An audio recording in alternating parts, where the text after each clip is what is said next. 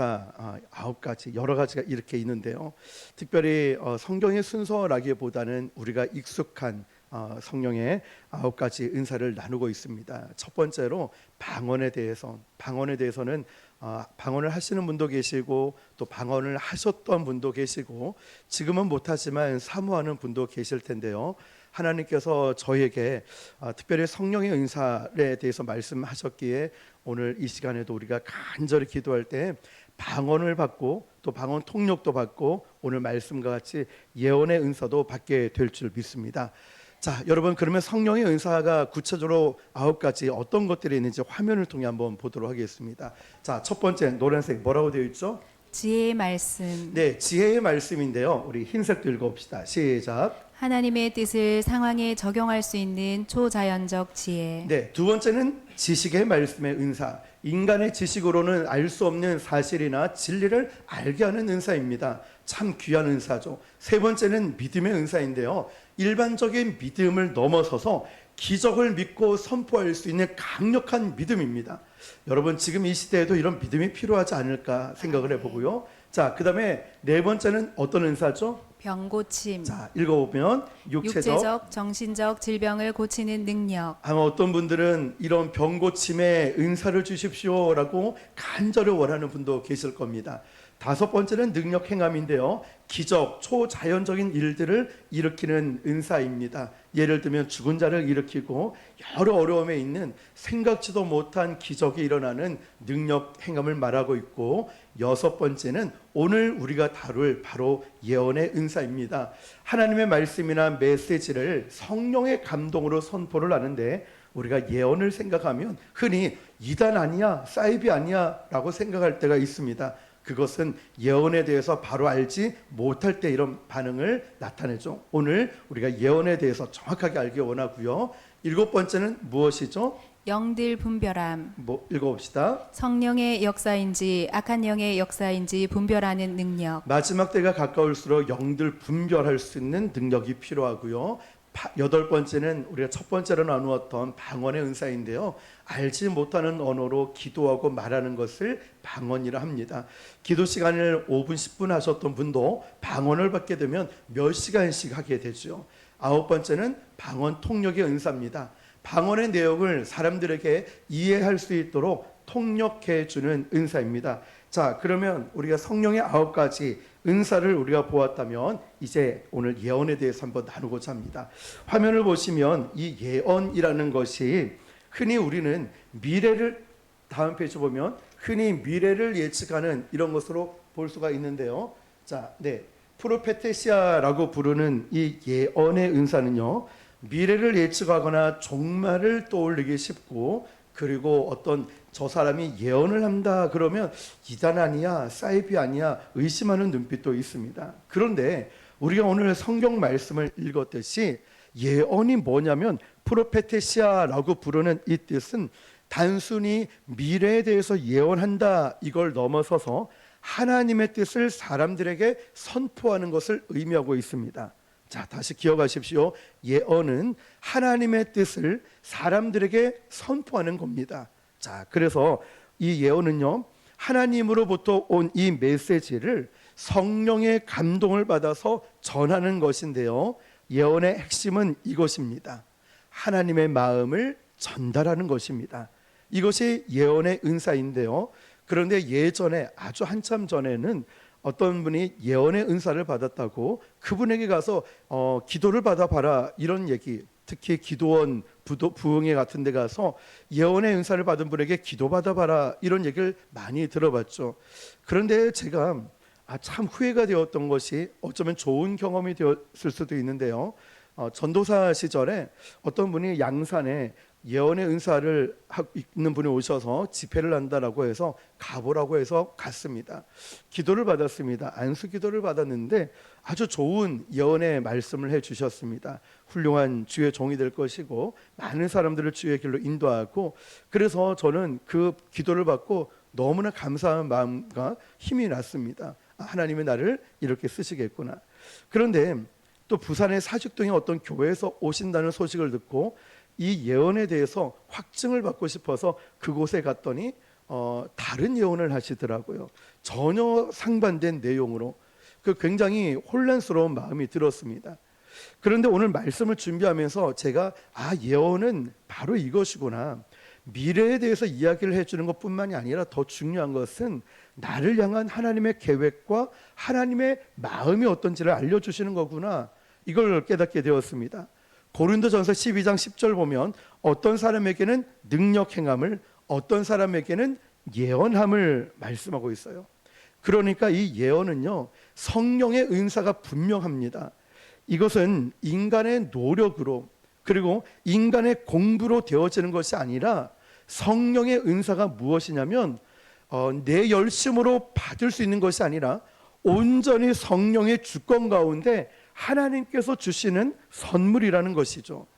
그래서 말씀을 자주 드리지만 이것을 예언 학교에 가서 공부해서 배워서 되는 것이 아니라는 것입니다.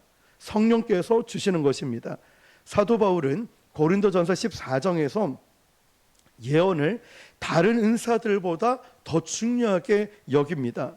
왜냐하면 이 예언은요, 교회를 바로 세우고 성도를 위로하고 격려하는데 특별한 역할을 하기 때문에 그렇습니다. 성도들은 흔히 오해하는 것이 바로 이 부분이죠. 이 예언의 은사는 특별한 사람만 하는 것이야 라고 생각을 하지만, 그런데 말씀을 정확하게 보면은 특별한 사람만 예언의 은사를 받는 것이 아니라 성령께서 주시고자 하는 모든 사람에게 받을 수 있고 줄 수 있는 것이 바로 예언의 은사라는 것입니다. 자, 그러면 우리 모두가 이 은사를 받을 수가 있어요. 목사만 받고 전도사만 받고 이런 것이 아니라 우리 모두가 예언의 은사를 받을 수 있어요. 그러면 우리 마지막 부분에서 어떻게 하면 예언의 은사를 받을 수 있는지 말씀 중심으로 마지막에 살펴보도록 하고요. 두 번째로 우리가 살펴봐야 할 것은 예언이 무엇인지를 알았다면 예언의 목적을 한번 살펴보겠습니다. 예언은요, 고린도전서 14장 3절에서 사도 바울은 분명하게 얘기합니다. 3절 시작.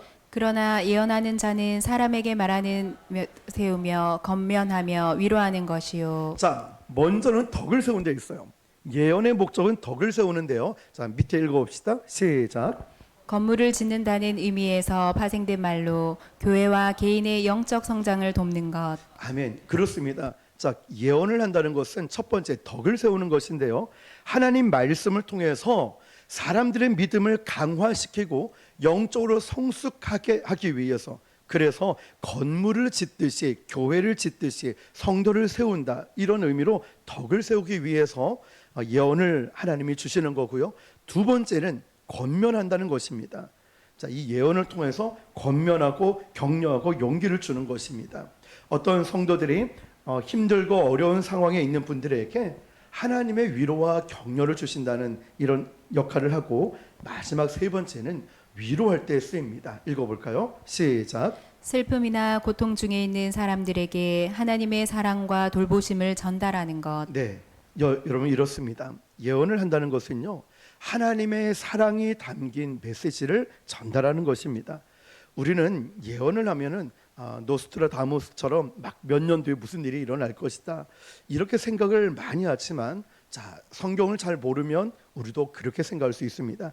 단지 이 예언이라는 것은 미래에만 국한된 것이 아니라 오히려 신약 성경에서는 현재적으로 어떻게 실천하며 살아가야 할지 예언을 하고 있다는 것을 찾아볼 수 있습니다. 자, 그러면 구약 시대 때를 보면 하나님은 이 예언을 통하여서 어떻게 사용을 하셨냐면, 선지자들이 하나님의 말씀을 백성들에게 전달하는 수단으로 예언이 사용되었습니다. 자, 특별히 하나님이 부르셨고 하나님을 쓰시는 선지자들이 있었습니다. 하나님이 세우신 사람들이 있었는데, 그 당시에 백성들이 죄를 짓고 또 이방인들과 자꾸 우상 숭배하고 결혼을 하고 잘못된 길로 가고 있을 때, 하나님은 하나님의 선지자, 하나님의 세우신 사람을 통하여 죄를 지적하고 회개하기로, 그때 너희들에게 이런 재앙이 올 것이다, 바벨론 포로로 끌려갈 것이다, 이런 의미로 예고하기도 하셨습니다. 신명기 18장 18절에 보면은 하나님께서는 모세에게 이렇게 말씀하시죠. 내가 그들의 형제 중에서 너와 같은 선지자 하나를 그들을 위하여 일으키고 내 말을 그 입에 두리니 내가 그에게 명령하는 것을 그들에게 다 말하리라. 아멘. 자, 여러분, 모세 때뿐만 아니라 이사야, 예레미야, 에스겔 같은 선지자도 마찬가지입니다. 그들은 죄악 가운데 빠져 있는 이 백성들에게 하나님의 심판과 하나님의 구원, 그리고 미래에 메시아가 오실 것에 대한 말씀들을, 예언을 전했습니다. 자, 구약에서는 예언은 미래에 대한 알림뿐만 아니라 야, 너희들이 현재 불순종하고 너희들이 지금 하나님 말씀들을 순종하지 않으면 너희들의 재앙을 받을 거야. 자, 미래뿐만 아니라 지금 너희들이 회개해야 된다. 너희들이 지금 잘못하고 있다. 회개를 촉구하는 역할도 감당했다는 것입니다. 그런데 신약으로 넘어와 보니까 여러분, 신약 시대 때 성령 강림 사건이 있었죠. 오순절날. 그런데 이 예언이 신약 시대에 넘어와서 어떻게 쓰여졌냐면 사도행전 2장 17, 18절 보니까 베드로가 인용한 요엘의 예언처럼 성령이 모든 육체에게 부어진대요. 오늘 우리가 찬양 불렀죠. 마지막 날의 찬양. 모든 육체에게 부어져서 예언하는 은사가 더 많은 사람들에게 주어졌다는 것입니다. 자, 하나님이 말씀하시기를 말세에 내가 내 영을 모든 육체에게 부어주리니 너희 자녀들은 예언할 것이요 너희 젊은이들은 환상을 볼 것이고 너희 늙은이들은 꿈을 꾸리라. 그때 내가 내 영을 내 남종과 여종들에게 부어주리니 그들이 예언을 할 것이요. 아멘. 자, 이렇게 구약시대 때 죄를 회개하는 용도로 역할들을 감당했다면 신약시대에 나와서는 이제는 모든 사람들이 성령의 은사를 받고 성령의 역사를 체험할 수 있게 된 것입니다. 그런데 여러분, 이 예언은요, 사람의 생각이나 또 의견을 말하는 것이 아니라 성령의 감동으로 이루어집니다. 예언의 특징을 보면 베드로후서 1장 21절을 보면 명확하게 얘기합니다. 시작. 예언은 언제든지 사람의 뜻으로 낸 것이 아니요 오직 성령의 감동하심을 받은 사람들이 하나님께 받아 말한 것임이라. 아멘. 잘 보십시오.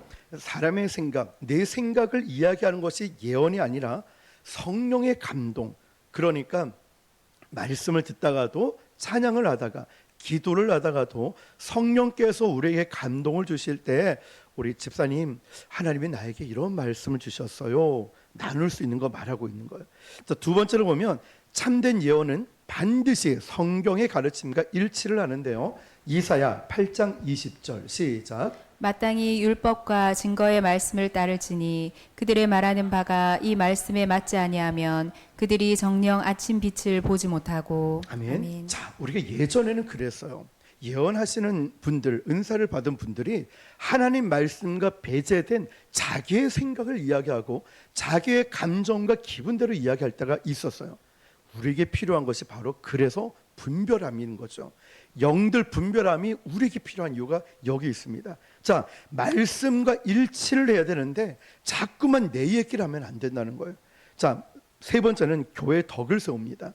고린도전서 14장 12절 시작. 그러므로 너희도 영적 은사를 사모하는 자인즉 교회의 덕을 세우기 위하여 그것이 풍성하기를 구하라. 아멘. 아멘. 자, 예언은요, 개인의 영광, 나를 드러내고 내가 유명해지고 내가 어떤 것을 드러내기 위한 것이 아니라 반드시 교회의 성장과 유익을 위해서 사용되는 것입니다. 자, 그러므로 우리는 이 예언을 할 때 사실은 이 예언이라는 단어가 부담스러울지도 모릅니다. 왜냐하면 우리 주변에 예언한다 그러면 일단 이상한 눈으로 볼 것이고 주변에 예언을 하는 사람도 그다지 많지 않고, 저도 말씀을 준비하면서 이런 자료 찾는 것이 쉽지가 않았습니다. 그런데 생각을 해보면 하나님 말씀에 분명히 기록되어 있고 너희들은 특별히 예언을 더 사모하라고 했는데 왜 우리는 예언을 구하지 않았을까? 왜 나는 예언에 대해서 소홀하게 여겼을까? 그저 중요한 것은 성령의 은사라고만 이제 추상적으로 이야기를 할 뿐이고 또 대표적인 방언을 받아야 된다라고 얘기했지만 분명히 성경은 예언에 대해서 말씀하고 있습니다. 그러면서 사도 바울은 예언도 분별하라고 말씀합니다. 고린도전서 14장 29절 보니까 예언하는 자는 둘이나 셋이나 말하고 다른 이들은 분별할 것이요. 아멘. 자, 누구든지 예언을 할 수 있지만 공동체가 이것을 검증하고 성경에 비추어 분별해야 한다는 것입니다. 요한일서 4장 1절도 사랑하는 자들아 영들을 다 믿지 말고 오직 영들이 하나님께 속하였나 분별하라. 아멘. 권면하고 있습니다. 분별하라는 거죠. 모든 예언이 하나님께 주신 것은 아니므로 우리 성도들은 이것을 분별할 줄 알아야 됩니다. 그러면 목사님, 이걸 어떻게 분별해야 됩니까? 이런 질문이 생기지 않겠습니까? 자, 첫 번째로 이 예언이 성경 말씀과 동일한가 우리가 봐야 되고요. 또 이 예언이 예수님을 높이고 있는가를 봐야 됩니다. 자신을 높이고 있는 것 아니지. 또 어떤 예언하는 것을 보았을 때 이것이 교회 성장과 유익이 도움이 되는가. 그리고 네 번째로는 예언하는 사람의 삶을 보면 경건함과 겸손함이 있는가를 보면 됩니다. 어쩌면 다른 것보다 제일 중요한 것이 바로 은사 받은 자의 삶이라는 것입니다.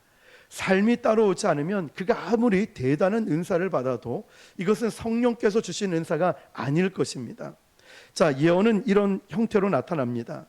설교를 들을 때, 기도할 때, 찬양할 때 하나님이 나에게 감동을 주실 때가 있어요. 그리고 두 번째는 누군가를 위해서 기도하고 있어요. 중보 기도하는데 강하게 떠오르는 성경 구절이 있어요. 지난 첫 번째 우리의 방언에 대해서 설교를 하고 갑자기 성령께서 뜨거움을 주셔서 제가 여러분 모두를 위해 안수 기도를 하겠습니다. 그 마음을 가지고 안수 기도를 하는데 제 마음이 뜨거워져요. 어떤 분에겐 정말 성경 말씀이 떠오르고 어떤 분에겐 하나님이 권사님을 집사님을 너무너무 사랑하신대요.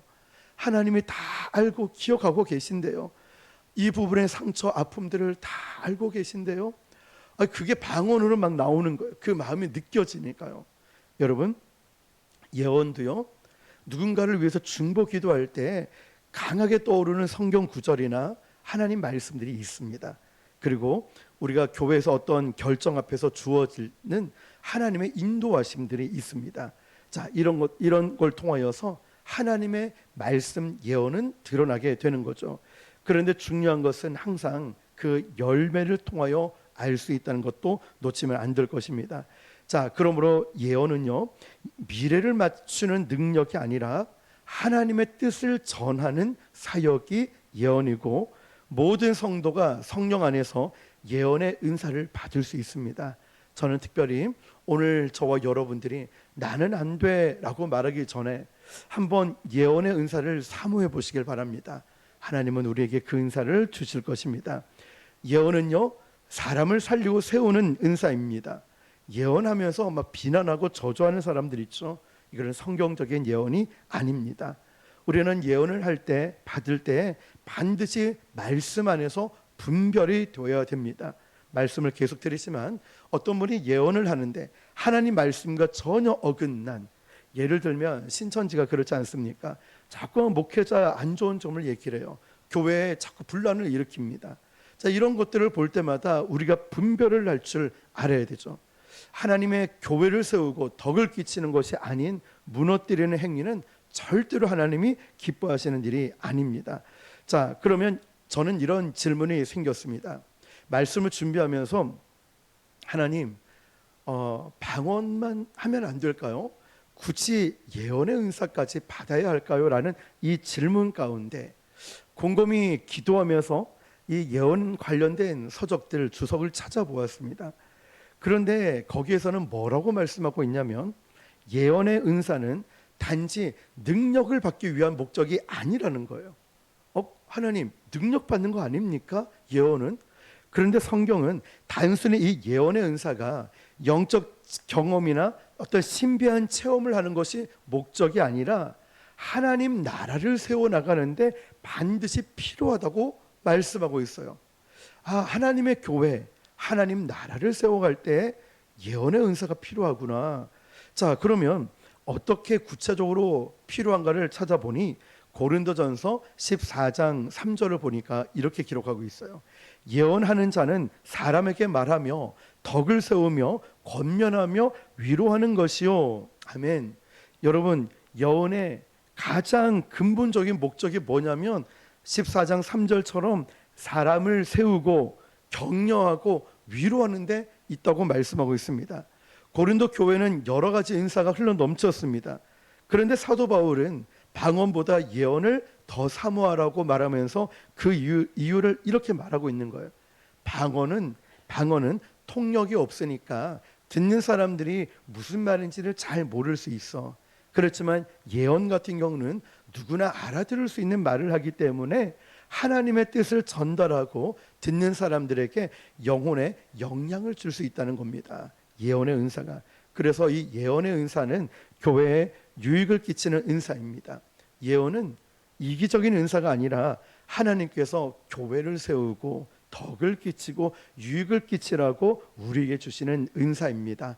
혹시나 여러분 오늘 사모하는 마음으로 기도할 때 하나님의 마음, 그 마음이 강렬하게 든다면 그 마음을 저에게도 한번 전달해 주십시오. 우리 교회를 향한, 때론 부산을 향한, 이 지역을 향한, 이 나라를 향한 하나님의 마음이 어떨까? 자, 분명 하나님의 뜻이 우리는 이 예언의 은사를 통해 깨달아질 텐데요. 또 이 예언은요, 하나님의 뜻을 분별하는 데 유익합니다. 오늘날 그리스도인들은 수많은 선택과 결정에 놓여져 있습니다. 진로, 또 누구랑 결혼해야 될지, 또 사역은 어떻게 될까, 교회 문제 등 다양한 영역에서 하나님의 뜻을 알고 싶어 합니다. 물론 성경이 기본 원칙이지만 예언을 통해서 하나님께서 특정한 상황에서 주시는 그 구체적인 말씀의 인도가 있을 수 있다는 거예요. 예언의 은사. 예를 들면 이제 우리가 교회를 세워나가고 이 시점에 예언의 은사를 받고 또 하나님께서 저에게 이 말씀을 딱 해주시면은 그 어떤 어려움도 이겨낼 수 있을 것 같습니다. 예를 한 가지 들어보면 저는 통합 측에 부목사로 있다가 갑자기 교회 어떤 일들로 제가 그 교회를 저만 나온 게 아니라 담임 목사님도 사임을 하게 되고 부교육자도 사임을 하게 되었습니다. 그래서 제가 다른 데 부교육자로 가야 될까 아니면 교회를 개척해야 될까? 교회 개척은 한 번도 생각해 본 적이 없었습니다. 그런데 이 중요한 기록 가운데 제가 오산리 기도원을 가려고 운전해서 가다가 너무 멀어서 중간에 대구의 주황산 기도원을 갔습니다. 그 가서 기도를 하는데 너무 억울한 생각만 드는 거예요. 하나님, 제가 여기 온 지 얼마 됐다고 제가 그만둬야 됩니까? 그리고 제가 지금 어디에 부교육자로 가야 되고 제가 뭘 해야 됩니까? 난 억울합니다. 제가 잘못한 게 뭐가 있습니까? 기도를 하면서 하나님의 인도하심은커녕 억울함만 계속 나오는 거예요. 너무 억울합니다, 주님. 너무 억울해요. 그래서 기도하다가 성경 보고 아니면 한숨이 더 많이 나왔죠. 그런데 골방에 가서 성경 말씀을 쭉 읽다가 마가복음 1장 38절 말씀 보는데 제자들에게 예수님께서 가자, 우리가 다른 마을로 가서 전도하자, 내가 이를 위하여 왔노라 하시니라. 이 말씀을 딱 보는 순간에 눈이 확 열리고 영안이 확 열리면서 아, 하나님이 나를 전도하려고 복음을 전하는 진짜 교회다운 교회를 세우기를 원하시는구나. 이 말씀 한 구절에 이게 확 와닿는 거예요. 그러고 나서 오래 있을 필요도 없이 바로 내려와서 바로 부곡동에 개척을 하게 된 거죠. 저는 그 말씀을 생각하면 아, 이게 하나님의 예언의 말씀이고 저에게 답답한 마음에 확신을 주는 말씀이었습니다. 물론 지금도 그런 하나님의 말씀을 들을 때마다 어떤 절망과 두려움도 이겨낼 수 있다는 거죠. 자, 여러분, 사도행전 13장 2절을 보니까요, 성령이 이르시되 바울이 바나바와 바울을 따로 세우라는 그 음성을 듣게 됩니다. 교회는 이 말씀에 따라 선교를 시작을 하게 된 거예요. 하나님 말씀을 따라 말이죠. 사도행전 21장도 보면 선지자였던 아가보가 바울이 예루살렘에서 핍박을 당하고 결박을 당하고 감옥에 갇힐 거라고 예언을 하게 됩니다. 이 예언을 받게 되면 어떤 역할을 하냐면 사도 바울은 그 예언을 준비된 마음으로 아, 나에게 고난이 오겠구나 순종을 하게 됐죠. 준비를 하게 되는 거죠. 자, 이처럼 예언은요, 우리 교회 공동체의 결정이나 사역의 방향에 있어서도 분명한 분별력을 제공을 하고 있어요. 아마 저와 여러분이 답답하고 힘들고 어려운 상황 가운데 어쩌면 하나님의 말씀이 새벽 기도를 통해서든 아니면 어떤 설교를 듣는 와중에도 그 말씀이 여러분에게 와닿았을 때는 정말 인도하심 가운데 하나님이 나를 붙들어 주시구나, 이 확신 가운데 서게 될 줄 믿습니다. 예언의 은사는요, 영적 전장에서 강력한 무기입니다. 에베소서 6장을 보면은 전신갑주가 소개되면서 말씀과 기도를 강조하고 있습니다. 예언은요, 하나님의 말씀을 시대와 상황에 맞게 선포하게 하는 영적 무기입니다. 저는 말씀을 준비하면서 이게 이해가 되는 게요, 우리 주일날은 아주 본질로 돌아와서 설교를 합니다. 천국과 지옥, 그리고 하나님은 어떤 분이신가, 예수님은 어떤 분이신가. 천국 지옥 설교를 했더니요, 그날에 올리자마자 1000명 넘게 이 설교를 보았더라고요. 제가 너무 깜짝 놀랐습니다. 올린 지 불과 하루도 지나지 않았는데 왜 이렇게 많은 사람이 보았을까 했더니 어떤 분이 제 그 설교 캡처를 한 거를 페이스북에도 올려놓은 거예요. 요즘 천국 지옥 설교한 거를 거의 듣지를 못했다고. 왜 천국 설교만 하고 지옥 설교는 하지 않을까? 사람들이 듣는 것, 좋은 것만 듣길 원한다, 이러면서 이 설교에 대한 평가를 내려놨더라고요. 그리고 우리는 수요일에는 느헤미야 강해를 통하여서 그 예루살렘 성벽 재건 이후에 영적으로 세워져 나간 걸 보지 않습니까? 금요일은 성령의 은사에 대해서 본질적인 걸 나누고 있죠. 이걸 보면서 하나님께서 우리 교회에 어떤 은혜를 주시려고 금요일 날 영적인 설교를 하고 나니 영적 공격은 또 얼마나 많습니까? 여러분, 깨어 기도하라는 하나님의 뜻이 있지요. 예언은 단지 정보를 주는 것이 아니라 이 영적인 현실을 똑바로 보게 만들어요. 그러면서 하나님의 뜻을 선포하고 어둠의 세력을 물리치는 능력이 있습니다. 그래서 하나님은 오늘 우리에게 생소할 수도 있고 잘 다루지 않았던, 어디에서 듣기 힘들었던 예언에 대해서 왜 하나님이 우리에게 주셨을까를 생각해 보십시오. 어쩌면 우리 교회가 영적인 공격과 전쟁 가운데 힘들 수 있기 때문에, 야, 너희들 이때 기도해야 돼, 이때 성령 충만을 받아야 돼, 그리고 방언을 통해 기도해봐. 10분 20분이 아니라 방언을 통해 오래 기도해봐. 그리고 너희들에게 예언을 줄 거야. 너희들 앞으로 이 예언의 은사를 받고 어두워져가는 이 세상 가운데 너희들의 하나님의 전신갑주를 입고 영적인 어려움 가운데 말씀을 선포하는 자가 되라고 우리에게 주신 줄 믿습니다. 에스겔 37장에 보면 선지자가 마른 뼈들에게 하나님 말씀이 선포될 때 어떻게 됐죠? 마른 뼈가 살아났죠. 무엇이 들어갔습니까? 말씀이 들어간 거예요. 이건 우리에게 비유로 알려준 것이 아니라 예언적인 말씀 선포가 생명을 불어넣는다는 실제적인 능력을 보여주는 거예요. 오늘도 우리가 이 말씀을 붙들고 나와 상관없이 이게 아니라 나에게 하나님 말씀이 들어오면 나에게 실제적인 변화가, 능력이 일어나게 될 줄 믿습니다. 말씀인 거예요. 또한 예언은요, 하나님의 마음을 아는 통로입니다. 많은 사람들이 하나님을 멀리 계신 분, 무섭고 엄격한 분으로 생각을 합니다. 그런데 예언은요, 하나님의 자녀들에게 하나님이 얼마나 좋으신 분인지, 하나님이 너희를 얼마나 사랑하시는지, 때로는 책망할 수 있고 때로는 경고할 수 있지만 하나님의 마음을 전달하는 통로입니다.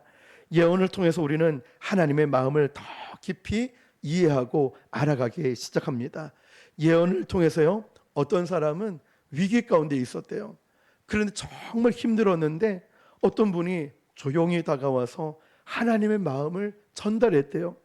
하나님이 내가 너를 버리지 않고 너를 결코 버리지 않고 너와 함께 하시느니라. 이 하나님이 주시는 마음을 옆에 와서 전달했는데 이분이 갑자기 기쁨을 얻게 됐다는 거예요. 하나님이 나를 사랑하시는구나, 나를 이렇게 사랑하시는구나 깨달았다는 거죠.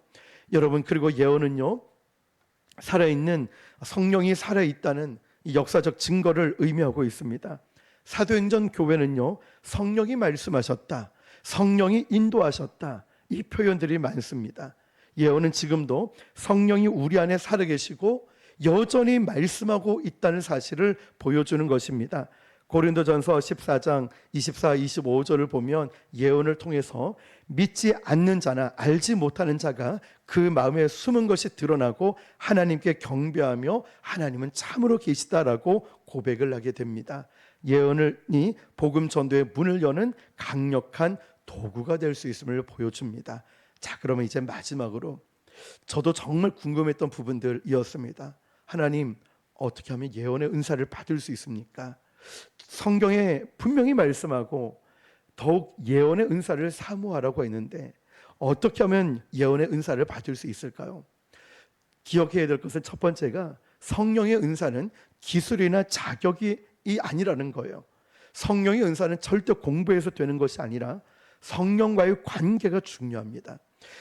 신앙의 자세, 은사에 대한 바른 이해가 연결이 되는데요. 고린도전서 12장 11절을 보면은 이 모든 일은 같은 한 성령이 행하사 그의 뜻대로 각 사람에게 나누어 주시는 것이니라. 아멘. 누가 주시죠? 성령께서 주시는 거예요. 누가 주권으로? 성령의 주권으로 주신대요. 그러니까 이 목사가 여러분에게 능력 행함으로 막 주는 것이 아니라 성령께서 주시는 거예요. 저는 통로죠. 하나님이 저를 쓰시는 통로지만, 자, 예언의 은사는 노력으로 얻는 것이 아니라 하나님의 필요에 따라서 주시는 것인데, 저는 이런 감동이 왔습니다. 하나님은 분명 우리 중에 누군가에게 예언의 은사가 필요하기에 오늘 간절한 마음으로 기도할 때 반드시 주실 것입니다. 자, 그렇다고 우리가 아무것도 할 수 없는 것은 아닙니다. 성경은 우리가 이 은사에 대해서 이렇게 말씀합니다. 사모해라, 구하라, 사용하라, 권면하고 있습니다. 자, 그러면 첫 번째, 은사를 사모하라고 했는데 고린도전서 14장 1절을 보면 바울은 명확하게 이렇게 말합니다. 사랑을 추구하며 신령한 것들을 사모하되, 특별히 무엇을 하라고요? 예언을 하라고요. 여러분, 이 사모하다가 어떤 뜻인가 쭉 보니 단순히 바라다, 소원하다 이것이 아니라 자신의 모든 것을 걸고 열망하다라는 뜻입니다. 그러면 헬라어의 뜻을 보면 내 모든 것을 걸고 열망하다가 바로 사모하다인데, 우리가 은사를 사모할 때도 이런 주시면 받고 안 주시면 받고 이게 아니라 간절한 열망을 받고 사모하는 거예요. 두 번째 방법은 믿음으로 구하는 것입니다. 야고보서 1장 5절 6절처럼 너희 중에 누구든지 지혜가 부족하거든 모든 사람에게 후히 주시고 꾸짖지 아니하시는 하나님께 구하라. 그리하면 주시리라. 오직 믿음으로 구하고 조금도 의심하지 말라. 아멘. 예언의 은사도 마찬가지입니다. 하나님은 분명 우리에게 사모하고 믿음으로 구하는 자에게 주실 것입니다. 마지막 세 번째는 성령 충만을 구하는 것인데요. 에베소서 5장 18절처럼 술 취하지 말라, 이는 방탕한 것이니 오직 성령의 충만함을 받으라. 아멘. 자, 그렇습니다. 오늘 우리 모두가 분명 하나님의 뜻이 있어서 예언의 은사에 대해 설교하게 해주셨는데요. 그렇다면 뜻이 있다면 오늘 우리 모두에게 사모하는 심령 위에 성령의 은사인 예언의 은사를 주실 줄 믿습니다. 오늘 그 사모한 마음으로, 간절한 마음으로 기도하여 우리 교회 위에 정말 성령의 은사가 충만하게 넘쳐나기를 주님의 이름으로 축원합니다. 자, 기도하겠습니다. 여러분, 먼저 화면